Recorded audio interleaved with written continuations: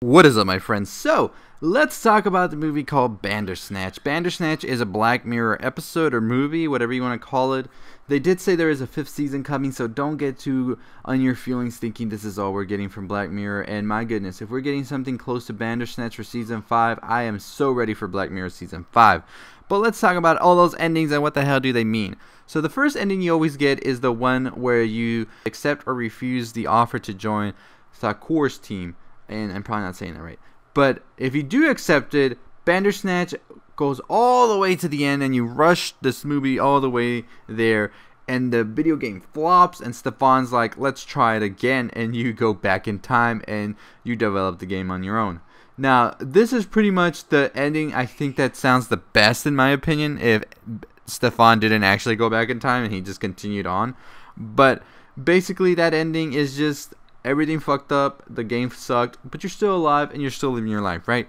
The other ending is a balcony ending where we see Stefan skip out on his therapy with Dr. Haynes, and he goes with Colin. They pretty much do all the drugs they can, and they go into some sort of alternate reality, multiverse crap shit, where they're thinking, okay, if I jump off this balcony right now, what does it matter? Because there are multiple realities, and one of me is still alive in the other one. And then you have the choice to make Stefan take the leap, or he tells Colin to do it. You ultimately choose Stefan to do it. Well, Stefan dies, and the game is finished without him.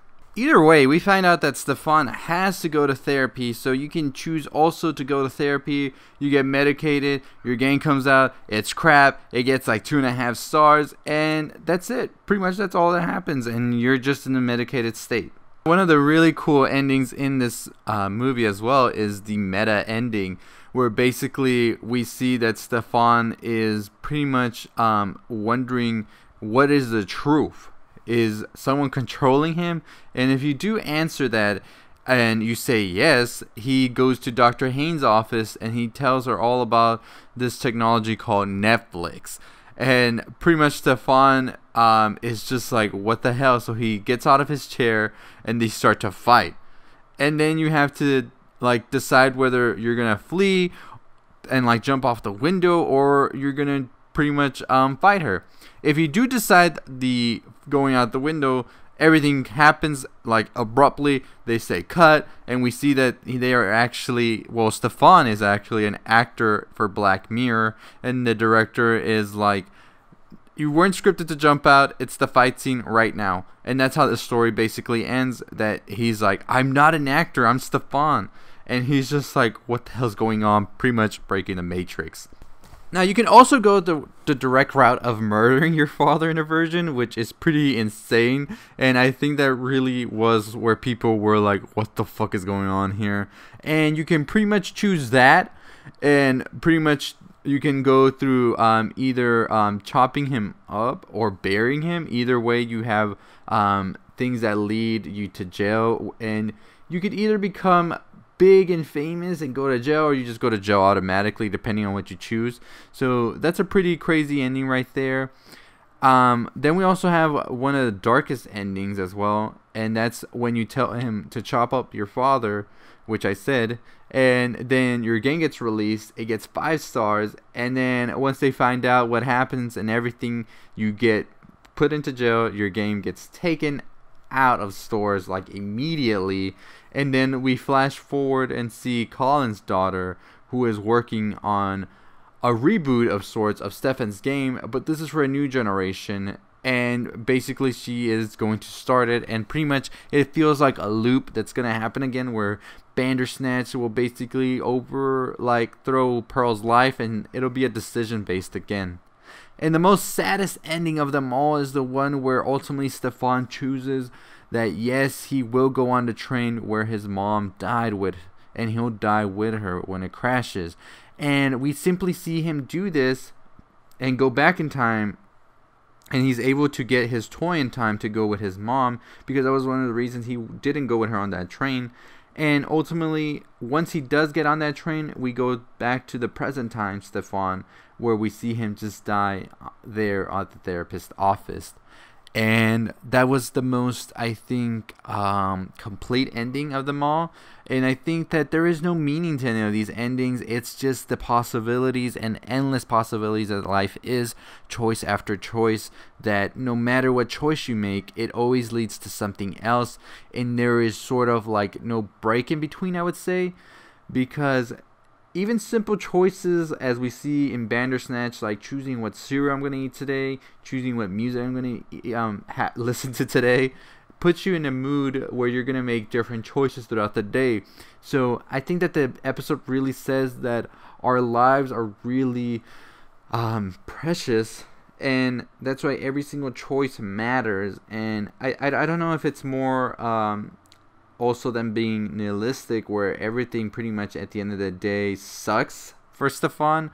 Because if you really look at this, there is really no happy ending towards Stefan, no matter what choice he makes. It's just a worse ending at the end of the day, if you look at it that way. So there's a lot of different ways, I think, that people can look at it depending on the type of person you are. And I think that's the beauty of this movie, is that it really captivates all of that and really has some philosophical question. It really has a lot of philosophy towards it, and I think that that is what they wanted at the end of the day, is for people like what I'm doing right now, talking and talking and talking about this movie. I've said that before, many times before.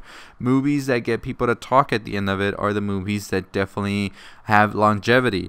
You could have an amazing movie with a great story, great depth, and all of that, and not to say that Bandersnatch is a bad movie, but you can have a movie that's kind of like, but it raises a lot of questions because of what it asks the viewer to pretty much comprehend and grasp. And movies like that, like Inception, like Memento, movies like that have so much longevity because you keep going back to them. When you talk to someone about it and they have a different slightly opinion about what's going on in the movie towards the ending, what it means, all of that, then you go back to that movie and you keep watching it and watching it.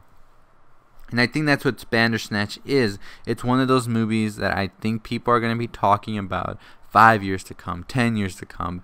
And honestly, I can see why. I really did enjoy the movie for that part. Also, the innovation that it did opens the window to a lot.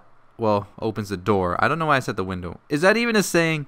But it opens the door up to a lot of possibilities in the movie industry.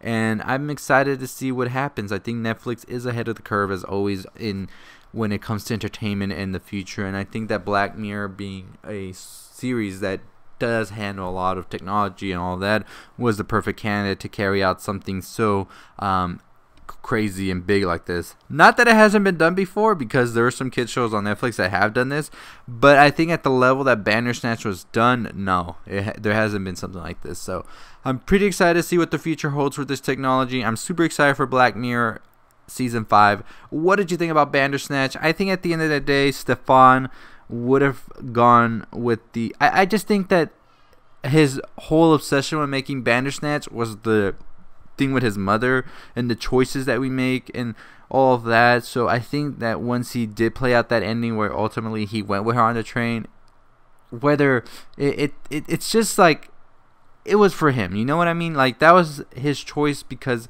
he just felt that's what it was. He had this like deep thing inside of him with his mother's death, and I think that's what led him to create the game and ultimately make the choice where he was like, you know what, I'm just gonna go with her on the train.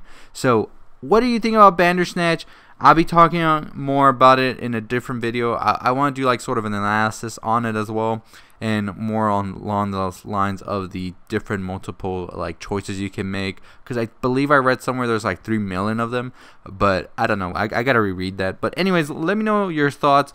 And how many times did you watch it? I would say you have to watch it at least 7 times, I think, to get everything, or more.